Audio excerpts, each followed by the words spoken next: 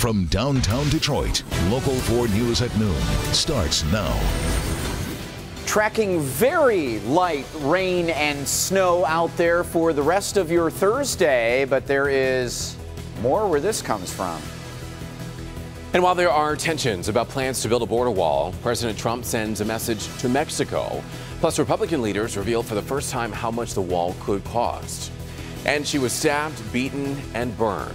Today, her killer faced her family, and a judge handed down his sentence. 55-year-old Gracie Hughes' body was found inside of her burned-out house last year.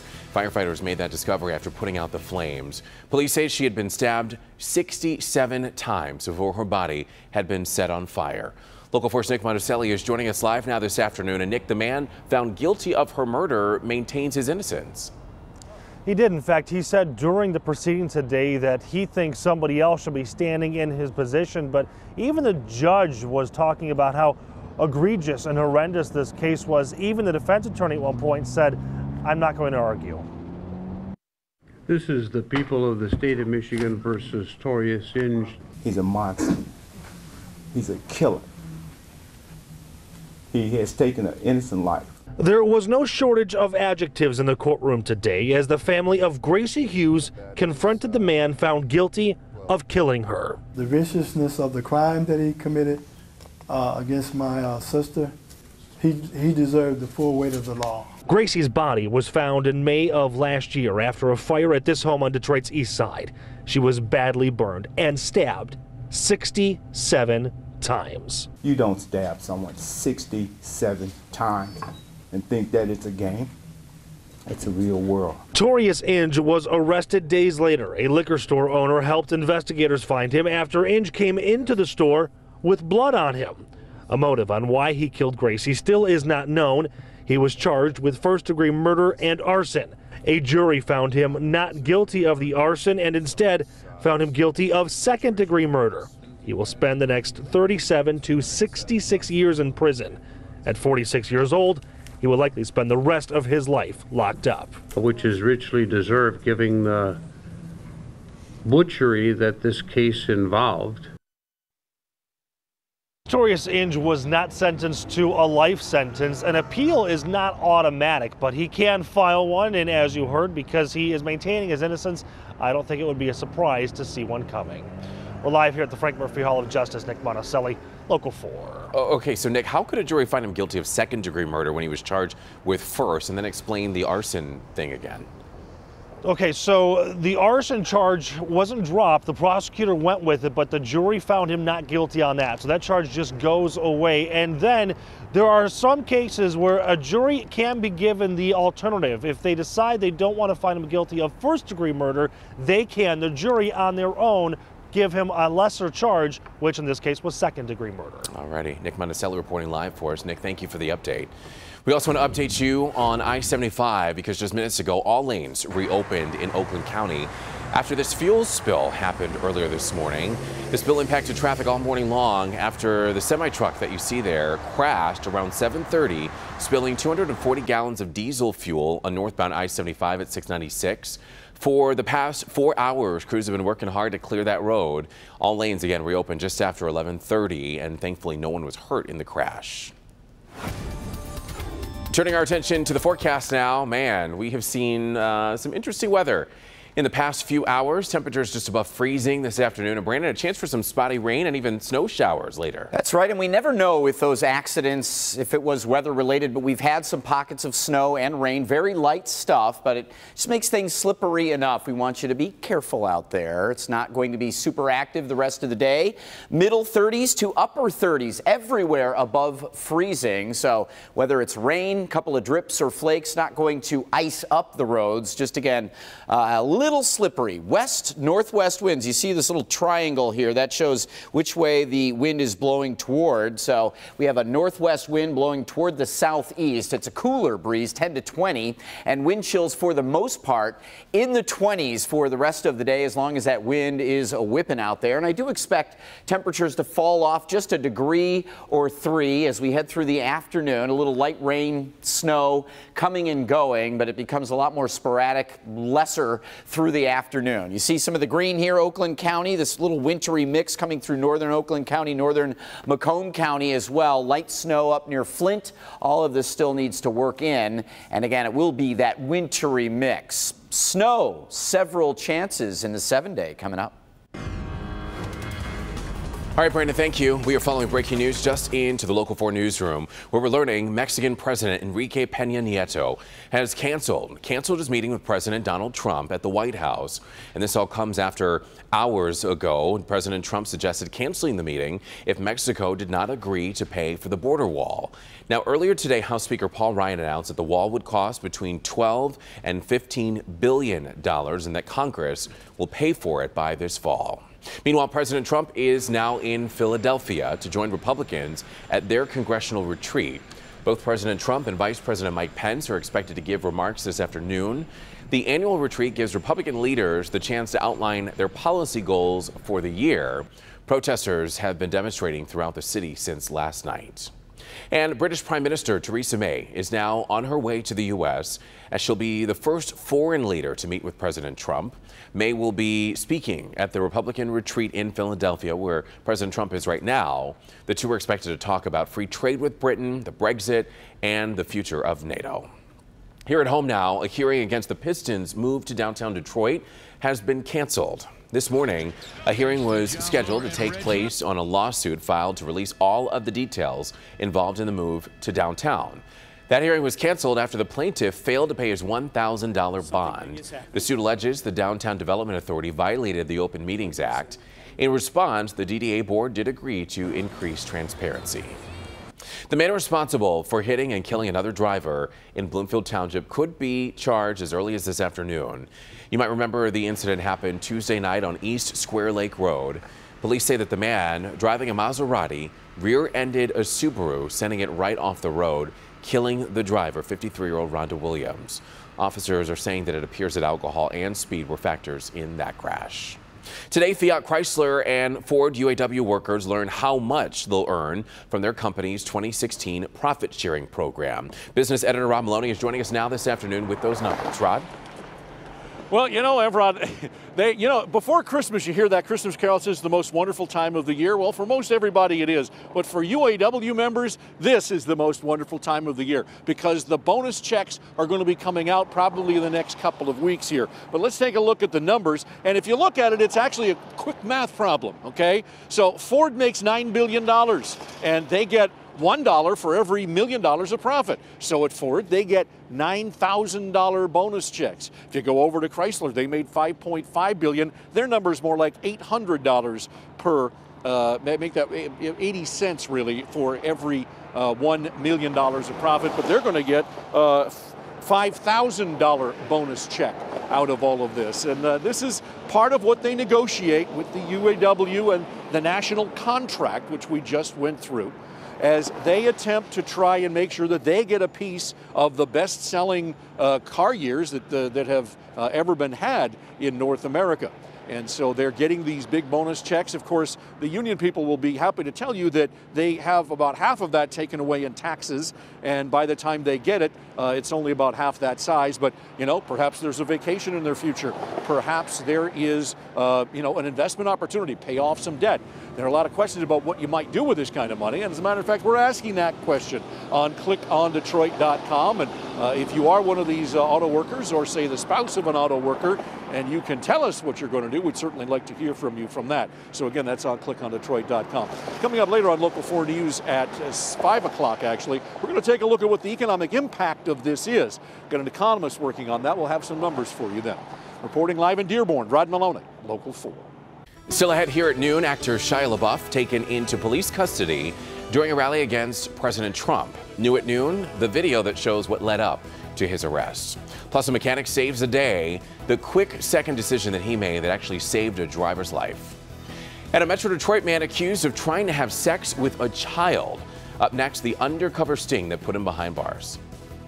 They marched all over the globe, men and women, for women's rights. And a lot of people said, well, how are they going to harness all of this energy? Where's this grassroots organization going to go? Well, we're getting our first look at that today at 4 on First at 4, and it starts right here in Detroit. A man from Trenton is facing 20 years in prison after deputies say that he arranged to have sex with a child. 39-year-old Sean Miller was arrested on Tuesday after planning to meet with an underage girl. That meeting was set up by detectives who were working undercover with the Macomb County Sheriff's Computer Crimes Unit. And on Wednesday, Miller was arraigned on charges of child sexually abusive activity and using a computer to commit a crime. Right now, he's being held on a $75,000 bond. Actor Shia LaBeouf was released from jail this afternoon after getting arrested at an anti-Trump demonstration. Take a look. He will not divide us. He will not divide us. He will not divide us. He will not divide us. He will not divide us. Okay, so that was Shia LaBeouf there in the hat and the mustache. The video shows him and a group chanting, "He will not divide us," as police ended up taking the actor into custody. So the group was at an interactive exhibit outside of a New York museum, and officers say that he got into a shouting match with a man and then ripped his scarf off before shoving him to the ground. LaBeouf, who again has since been released from jail, was charged with misdemeanor assault. An auto mechanic in Pennsylvania now is being called a hero after running into traffic, all to stop a car crash from happening.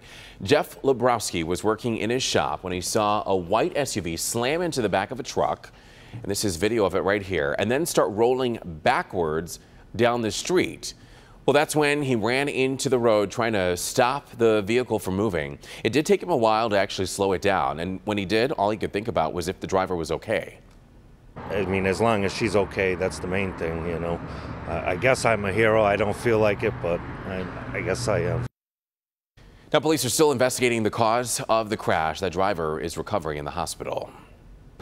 There's still a lot more to come here at noon. We're talking about Tostitos, who is actually joining in on the effort to prevent drunk driving. So new at noon, we're going to show you this new chip bag that can actually tell if someone's had too much to drink, Brandon. All right. Well, we have a map that looks a lot more like winter, doesn't it? We've got all kinds of different shades showing up. Several snow chances. We'll track if any of it will accumulate into the weekend. It's something I never would have seen myself doing. Strong, determined, motivated. It carries over into our everyday lives. I'm Kimberly Gill. How these women are lifting each other up and discovering just how strong they can be. Choosing to be skinny is fitting into a societal standard, where choosing to be strong is personal strength. Tonight at 11. Visit to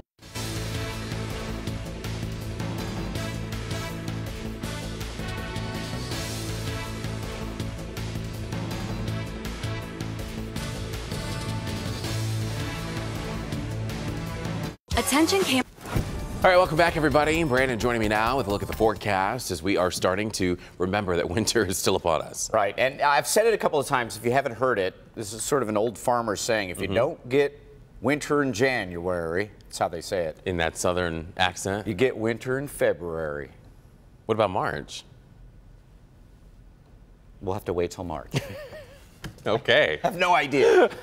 All right, here we go. So it's been an odd little day here today with the temperatures that just failing to really cool off too much. Those winds out of the west at about 13, they do have an impact. We've got a 10 to 20 mile an hour wind that will gust occasionally a little bit stronger. And you see some drips on the Windsor camera here. East siders have been seeing more drips than flakes, and any of the flakes really not problematic over the area. But as we warned you earlier, slippery enough. You don't want to ignore it or take anything for granted, so just watch it on the roadways today. Some of the wind gusts right now, 20 to 30 miles an hour through the area. The winds will continue the next couple of days, and it will start to crank out that lake effect snowmaker. Nothing major, though. Looks like very hit or miss on the lighter side, coming and going Friday, Saturday, maybe even the first part of Sunday. But again, no big snows through the weekend. Wind chills out there right now. 27 in Howell is what it feels like as you step out. 27 in Ann Arbor, and this always applies to the bare skin. So I think as long as you've got the thicker coat on today, the hat and gloves, if you're going to be outside for 30, 60 minutes, you'll be just fine. Temperatures in those upper 30s and breezy breezy, just little bits of light rain and snow. Overnight tonight, about 27 degrees with very light snow chances. Again, the lake effect snow starting to get going. It will likely be heavier at times across western lower. Anybody planning to drive to Traverse City, up to Treetops and Gaylord, over to Boyne, as we head into the weekend, you may run into some pockets of heavier snow, and an occasional snow squall could break free for us tomorrow afternoon or maybe on Saturday. But right now, again, anticipating scattered light lake effect snow. Here's some of the radar picture right now. Oakland County, a wintry mix here. Green is rain, blue is the snow, and it's just very light, falling apart as it comes in. We had one cold front go through yesterday, and this lingering trough, like a secondary cold front that's coming through. So probably a little bit cooler tomorrow, a little bit cooler than that on Saturday. A gradual, gentle reintroduction to winter for you. Model, again, doesn't really pick up on anything catastrophic. As we look ahead over the next few days, again, a little bit cooler and still breezy Friday, Saturday. Sunday, a few flakes possible, but also maybe getting into some sun through the afternoon. And Monday, what is that orb? That is the sun. Maybe partly cloudy, partly sunny day on Monday, staying on the cool side. And then Evrod, we're tracking Tuesday, Wednesday snowmaker that models are saying that could bring us a couple, 2-3 inches. Okay, Brandon, thank you. Just in time for the Super Bowl, Frito-Lay is launching a new chip bag to cut down on drunk driving. It's the Tostitos Party Safe bag, and it doubles as a sort of breathalyzer. The company says that it comes equipped with an alcohol sensor that, when breathed into, will turn red if alcohol is detected on a person's breath, and then green if not. Now, the bags also come with a $10 Uber code so that you can take a Uber home instead. The bags are not for sale, though. We should let you know that. Frito-Lay is going to be giving 25,000 of them away to those who purchase chips between now and the Super Bowl. And speaking of Uber, a new study shows Uber isn't just popular for a night out, but it's also popular for businesses as well. The ride-sharing service is now the most common expense among business travelers. Uber accounted for 6% of all business travel transactions last year.